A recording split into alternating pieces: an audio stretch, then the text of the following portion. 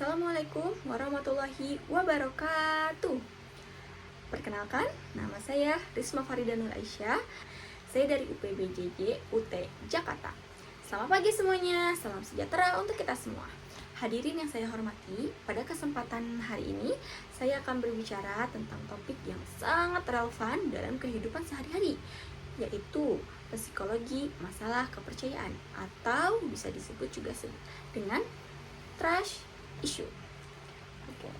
Sebelum kita mulai, saya ingin bertanya kepada teman-teman semuanya. Coba angkat tangan. Di sini siapa yang pernah merasa ragu untuk mempercayai seseorang sepenuhnya? Mungkin itu bisa juga dari trauma masa lalu. Dan apakah itu relevan dengan turunnya angka pernikahan di Indonesia? Nah, topik ini akan kita bahas dalam konteks psikologi, di mana kepercayaan bukan tentang hubungan interpersonal, tetapi juga untuk kesehatan mental kita. Agenda kita hari ini, saya akan menjelaskan seluruh materi. Baru setelah itu kita akan masuk ke sesi tanya jawab. Pertama, yang ingin saya bahas adalah penyebab trust issue.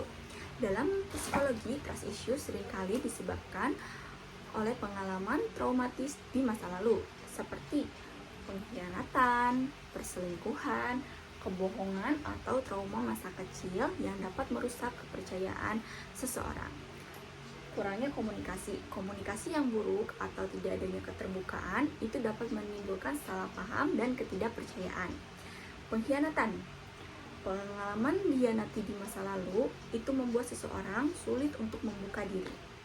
Ini seperti membangun tembok di sekitar hati, di mana setiap interaksi baru dianggap sebagai ancaman potensial bagi diri kita sendiri. Kedua, dampak dari trust issue. Trust issue yang berlarut-larut tidak hanya berpengaruh terhadap jaringan hubungan kita, tetapi juga kesehatan mental. Berikut adalah beberapa dampak krisis kepercayaan yang perlu diwaspadai. Di antaranya,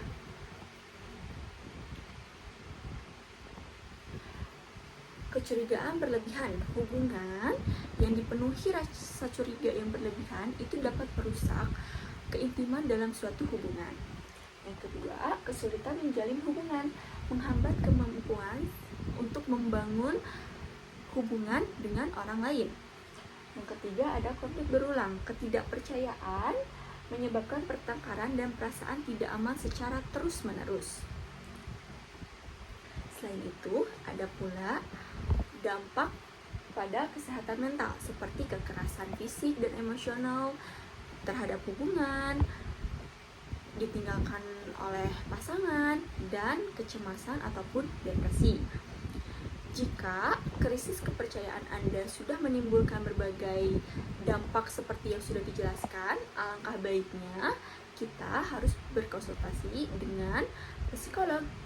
Ketiga, langkah-langkah membangun kepercayaan. Untuk mengatasi trust issue, kita bisa mulai dengan langkah-langkah praktis seperti: pertama, komunikasi terbuka, berbicara jujur dan terbuka tentang perasaan dan harapan.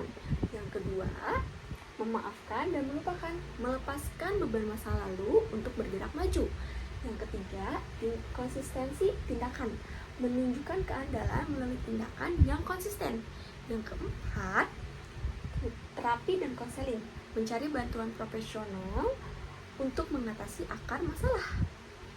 Kepercayaan adalah elemen kunci yang memungkinkan hubungan untuk berkembang dan bertambah dalam jangka panjang.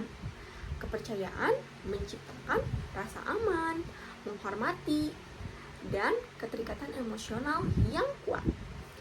Tanpa kepercayaan, hubungan cenderung mengalami konflik yang berulang dan perasaan tidak aman yang secara terus-menerus.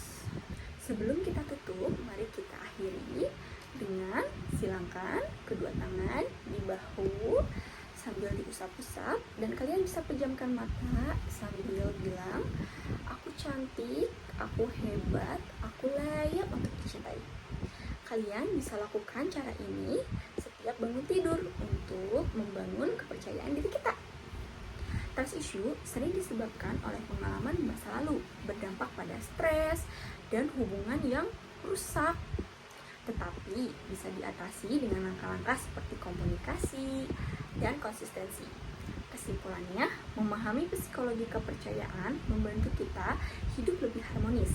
Harapan saya, setelah pidato ini, kita semua bisa lebih sadar dan berusaha membangun kepercayaan dan dalam kehidupan sehari-hari. Terima kasih atas perhatiannya. Wassalamualaikum warahmatullahi wabarakatuh.